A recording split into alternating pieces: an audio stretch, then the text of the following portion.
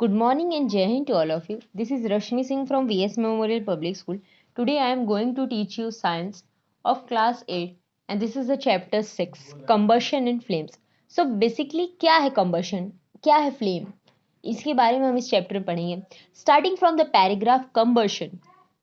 You must have observed burning of paper, wood, wool, coal, LPG and even plastic. When substances burn, they give out heat and light. Do all materials burn? Do they all burn in the same way? We will learn more about how substances burn in this chapter. So basically ये बताओ बच्चों, आप लोगों ने paper भी जलते हुए देखा होगा, वुड, कोल, एलपीजी, यहाँ तक कि प्लास्टिक भी. क्या सब एक ही तरह से जलते हैं? नहीं ना. और जो चीज़ें जलती हैं वो आपको हीट एंड लाइट तो प्रोवाइड करेंगे ही करेंगे. अब हमको इस चैप्टर में पढ़ना है कि ये सारी चीज़ें कि क्यों सब्सटेंस एक तरह से नहीं जलते हैं या सब्सटेंस को जलने के लिए क्या क्या चीज़ों की ज़रूरत होती है. So starting from the second paragraph on the next page, the process of burning of substance in air और oxygen with the evolution of heat and light is known as combustion. एक ऐसी प्रक्रिया, एक ऐसा प्रोसेस जिसमें कोई substance जलता है, किसके प्रेजेंस में? एयर एंड ऑक्सीजन के प्रेजेंस में. और हमें क्या प्रोड्यूस करेगा? Heat and light. उसे क्या कहते हैं? कंबशन. सो बेसिकली कंबशन क्या है? कंबशन एक प्रोसेस है जिसमें कोई सब्सटेंस जलता है. The process of burning of substance in air और oxygen with the evolution of heat and light. Next paragraph में इन्होंने क्या कहा? A substance that burns in air oxygen to produce heat and light is called combustible substance. अब जो substance जलने पे हमें हीट एंड लाइट प्रोवाइड करते हैं इन the presence of air and oxygen, उसे हम कंबस्टिबल सब्सटेंस कहते हैं. Example, paper, would, kerosene, LPG. और ऐसे सब्सटेंस जो जलने पे हमें एयर ऑक्सीजन नहीं प्रोवाइड करते उन्हें हम क्या कहते हैं? Non combustible substance. Example, stone, metal. I hope आपने समझा होगा कि मैम क्या कहना चाहती हैं. देखिए बच्चों, हमने जो फर्स्ट पैराग्राफ में पढ़ा था तो उसमें हमने क्या पढ़ा था कि क्या सारी चीज़ें जलती ही कि नहीं, क्वेश्चन था. तो आपने देखा कि नहीं, क्या स्टोन जलेगा? स्टोन नहीं जलेगा ना. मेटल्स जलेंगे? मेटल्स नहीं जलेंगे ना. तो इसी तरह ऐसे सब्सटेंस जो आसानी से आपके एयर एंड ऑक्सीजन के प्रेजेंट में जल जाए और हीट एंड लाइट प्रोड्यूस करे उसे हम कंबस्टिबल सब्सटेंस कहते हैं और इस प्रोसेस को कंबशन कहते हैं. कंबशन एक केमिकल रिएक्शन है. जी हाँ, कंबशन एक केमिकल रिएक्शन है. During the combustion the combustible substance combines with oxygen to liberate energy in form of heat and light. अब ये केमिकल रिएक्शन कैसे हुआ? जब भी कंबशन का प्रोसेस होता है तो जो भी कंबस्टिबल सब्सटेंस होता है वो ऑक्सीजन के साथ मिलके, क्योंकि हमने जितनी बार भी डेफिनेशन पढ़ा हमने देखा इन एयर एंड और ऑक्सीजन, ऑक्सीजन के साथ मिलके एनर्जी प्रोड्यूस करता है इन form of heat and light. In form of heat and light. अब हम देखेंगे production of combustion. Production of combustion का मतलब जलने के बाद जब कोई चीज़ जलती है तो हमें क्या क्या मिलता है.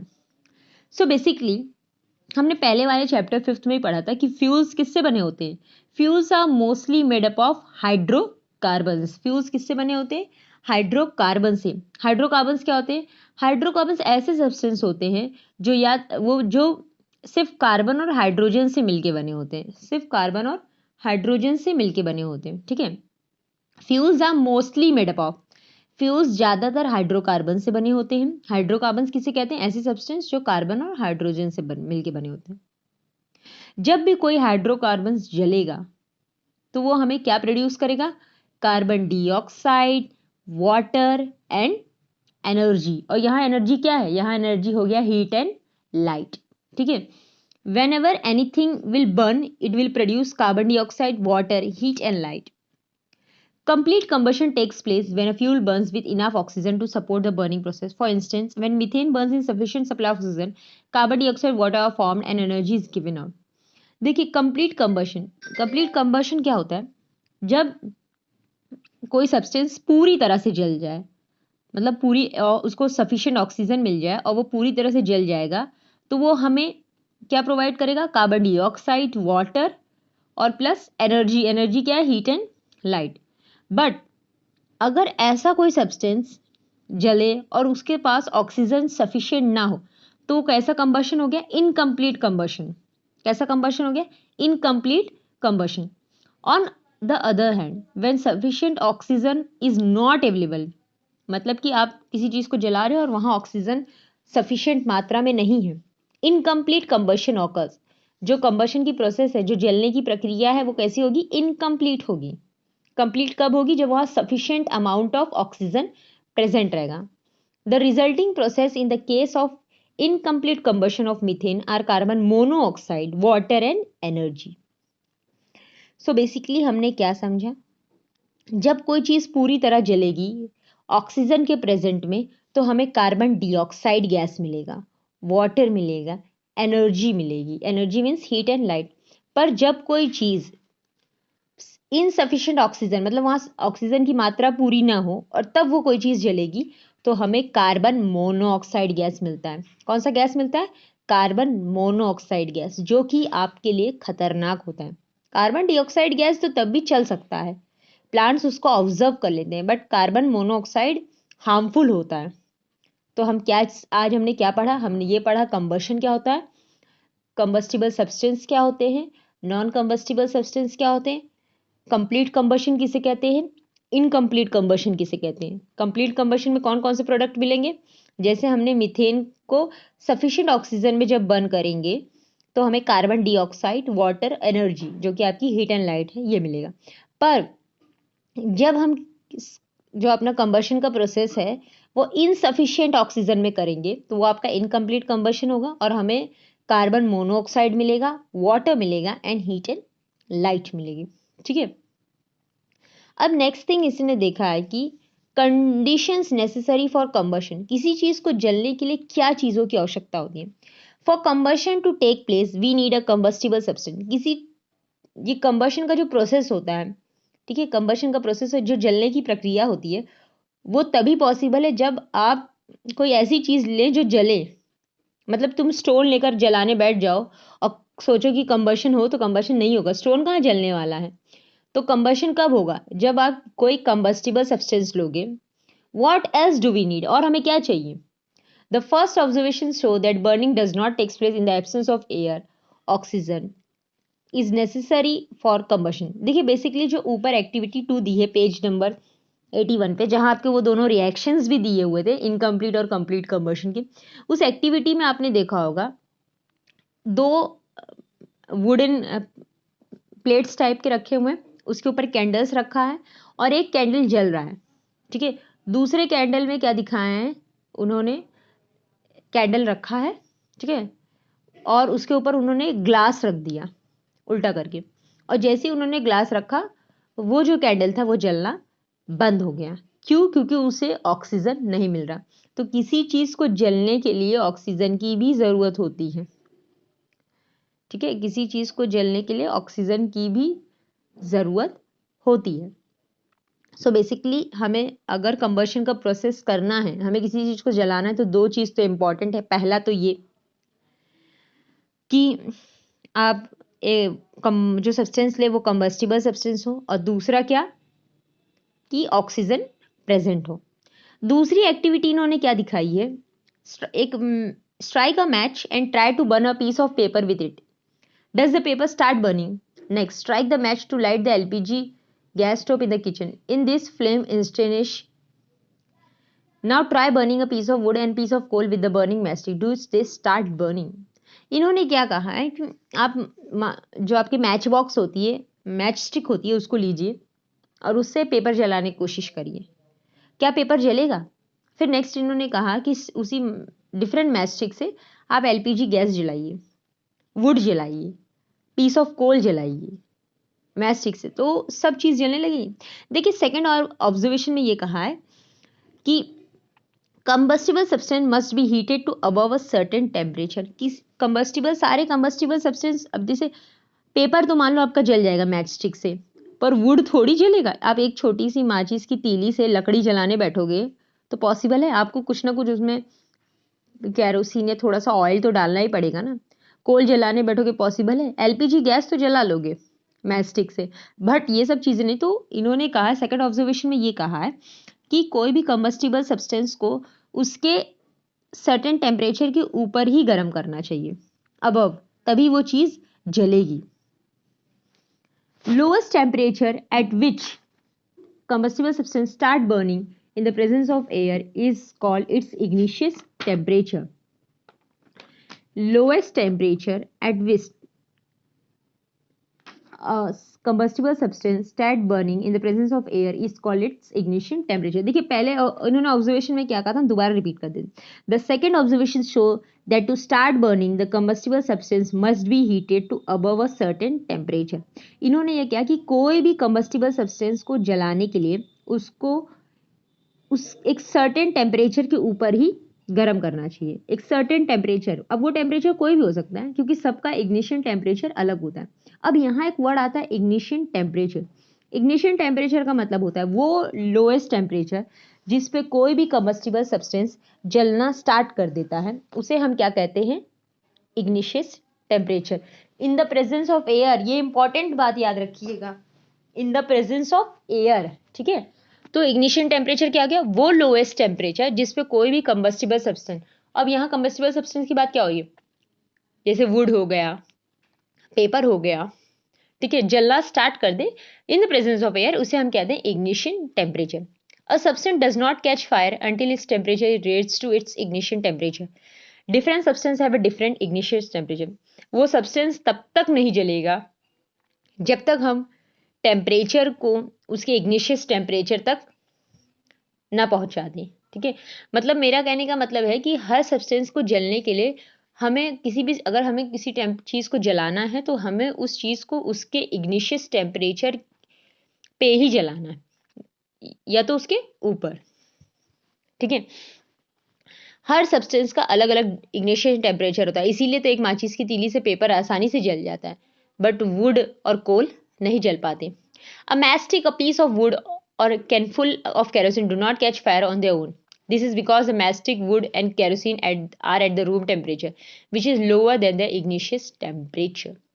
So basically देखो, कोई भी मैस्टिक होती है या एक लकड़ी का टुकड़ा, एक केरोसिन, ये सब कंबस्टिबल सब्सटेंस है कि नहीं, क्या इनमें अपने आप आग लग जाएगी? मतलब आप इसको फायर से कनेक्ट मत करो. अगर आपने एक बगल मैस्टिक रख दिया एक कमरे में, तो क्या वो अपने आप उसमें आग लग जाएगी? या आपने नॉर्मल रूम टेम्परेचर पे केरोसिन रख दिया, जैसे आपके घर में माचिस रखा है, तो क्या माचिस में अपने आप आग लग जा रही है? नहीं. क्यों?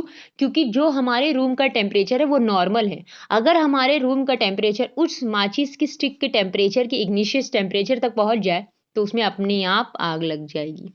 समझ रहे हैं ना difference? So basically thus the condition necessary for combustion to take place are. अब देखिए क्या क्या कंडीशंस चाहिए किसी भी चीज को जलने के लिए. पहला तो ये, वो कंबस्टिबल सब्सटेंस होना चाहिए जिसे हम जला रहे हैं. दूसरा, presence of supporter of combustion. यहाँ सपोर्टर क्या है, यहाँ सपोर्टर ऑक्सीजन है, ऑक्सीजन की प्रेजेंस होनी चाहिए. और तीसरा, हम किसी भी कंबस्टिबल सब्सटेंस को उसके इग्निशन टेम्परेचर पे ही गर्म करेंगे तो ही वो जलेगा. हिट करेंगे, मतलब हीटिंग का मतलब यहाँ समझ रहे हो ना, हीटिंग का यहाँ क्या मतलब है. मैंने आपको जो एग्जाम्पल बताया, आपके कमरे में एक केरोसिन का डिब्बा रखा हुआ है, वो अपने आप कभी नहीं जलेगा, पर जैसी अगर आपके कमरे का टेम्परेचर उस केरोसिन के इग्निशन टेम्परेचर तक पहुंच जाएगा, वो केरोसिन का डिब्बा अपने आप केरोसिन उसमें जलने लगेगी. पर इग्निशन टेम्परेचर का मतलब सबका इग्निशन टेम्परेचर अलग अलग होता है. अब कमरे का टेम्परेचर इग्निशन टेम्परेचर से बहुत कम होता है. Combustion will not occur in the absence of any of these. कोई भी चीज तब तक नहीं जलेगी जब तक उसे ये तीनों चीजें नहीं मिलेंगी. मतलब वो खुद कंबस्टिबल सब्सटेंस हो, एयर प्रेजेंट हो और हम उसके इग्निशन टेम्परेचर तक उसको हिट करें. सो बेसिकली अब नेक्स्ट थिंग हम क्या पढ़ेंगे, नेक्स्ट हम पढ़ेंगे आगे पैराग्राफ में हमें इनफ्लेमेबल सब्सटेंस दिया है. तो इनफ्लेमेबल सब्सटेंस में से पहले एक छोटी सी एक्टिविटी दी है, उसको थोड़ा सा पढ़ लेते हैं बच्चों, ऐसा क्योंकि एक्टिविटीज बहुत इंपॉर्टेंट होती है. Paper cup with water in it does not burn. This is because a paper cup with water loses its heat to water by conduction. Hence, its temperature does not rise above its ignition temperature even when held above the candle flame. The temperature of water rises due to the heat transferred. So basically इन्होंने क्या कहा है, आप देखो आपको दो examples दिए. एक कैंडल है, उसके बगल एक पेपर रखा है. दूसरे कैंडल में आपका क्या है, पेपर के अंदर वाटर है. अब पेपर के अंदर वाटर थोड़ा अजीब सा लग रहा है. पेपर का कप है, जैसे आप डिस्पोजल वाला कप नहीं देखते हो चाय पीने के लिए, कॉफी पीने के लिए, वैसे ही ये पेपर का कप है एक पेपर का कप डायरेक्ट फ्लेम के कांटेक्ट में है तो वो तो इजीली जल जाएगा, उसे उसका इग्निशन टेम्परेचर तो मिल जा रहा है। पर दूसरा पेपर का कप नहीं जलेगा, क्योंकि जो वाटर है, ठीक है, because the paper cup with water loses it heats due to the water by conduction. Conduction की वजह से, कंडक्शन का क्या होता है, transfer of heat from, conduction कब होगा, जब दोनों तरफ उसको good conductor of heat and electricity मिलेगा, तभी कंडक्शन का प्रोसेस हो पाएगा। और वाटर से हीट पेपर को क्यों नहीं जला पा रहा, क्योंकि कंडक्शन की वजह से जो वाटर है वो उसकी हीट को लूज कर दे रहा है, ठीक है। This is because the paper cup with water loses its heat to the water by conduction. So basically इन्होंने क्या कहा है, जो पेपर कप होता है वो अपनी हीटनेस को लूज कर दे रहा है और किसके पास पहुंचा दे रहा है, वाटर के पास। और जो उसका टेम्परेचर है वो उसके इग्निशन टेम्परेचर तक नहीं पहुंच पा रहा, और इसके वजह से कैंडल के फ्लेम पे रखने के बावजूद आपका पेपर नहीं जल रहा। आप मेरी बात समझे, मैं आपको दोबारा रिपीट कर दे रही हूँ। देखो हुआ क्या, पेपर को जब हम गर्माहट दे रहे हैं तो वो अपनी हीट लूज कर दे रहा है, किसको, वाटर को, किसकी वजह से, कंडक्शन की वजह से, ठीक है। कंडक्शन की वजह से वो अपनी हीट को लूज कर दे रहा है वाटर को, और इसीलिए जो पेपर का टेम्परेचर है वो उसके इग्निशन टेम्परेचर तक नहीं पहुंच पा रहा, और यहाँ तक कि कैंडल के ऊपर रखे हो, इसीलिए वो पेपर नहीं जल रहा।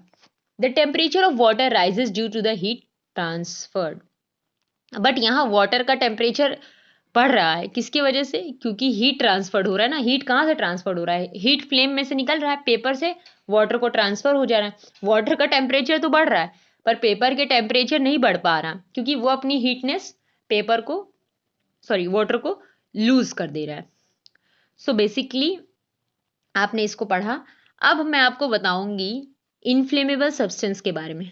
तो इनफ्लेमेबल सब्सटेंस क्या होते हैं, ऐसे सब्सटेंस जो बहुत ही लो इग्निशन टेम्परेचर में भी इजिली फायर को कैच कर लेते हैं, उन्हें हम क्या कहते हैं, inflammable substance. Example petrol, kerosene, alcohol, LPG. Care has to be taken while storing such substance. Even a small spark can ignite them and cause a major fire. इसका मतलब समझ रहे हैं, इनफ्लेमेबल सब्सटेंस का मतलब थोड़े से इग्निशन टेम्परेचर भी मिलने पर इसमें फायर इजिली पकड़ सकता है। मेरा कहने का मतलब आप समझ रहे हो, एक माचिस की तीली कैरोसिन का डिब्बा जला सकती है, वुड को नहीं जला सकती, पर कोल को नहीं जला पाएगी, पर कैरोसिन को जला देगी। क्योंकि kerosene, petrol, diesel, LPG, alcohol, ये सब बहुत ही इनफ्लेमेबल सब्सटेंस होते हैं। इनफ्लेमेबल का मतलब थोड़ा सा इग्निशन टेम्परेचर होता है इनका, और उसी पे ये फायर इजिली कैच कर लेते हैं। इसीलिए तो ये सब सारी चीज़ों को बहुत ही संभाल के यूज़ किया जाता है, बहुत ही ध्यान से यहाँ रखा जाता है, कि जिससे चिंगारी से भी, समझ लो एक चिंगारी से भी इसमें आग लग सकती है। तो ऐसे सब्सटेंस को क्या कहते हैं, इनफ्लेमेबल सब्सटेंस। अब आगे हम आपको बताएंगे types of combustion, extinguish a fire, ये सारी चीज़ें बताएंगे नेक्स्ट वीडियो में। आई होप आपको ये सब समझ में आया। कोई कंफ्यूजन होगा तो प्लीज़ बताइएगा ज़रूर। थैंक यू, जय हिंद।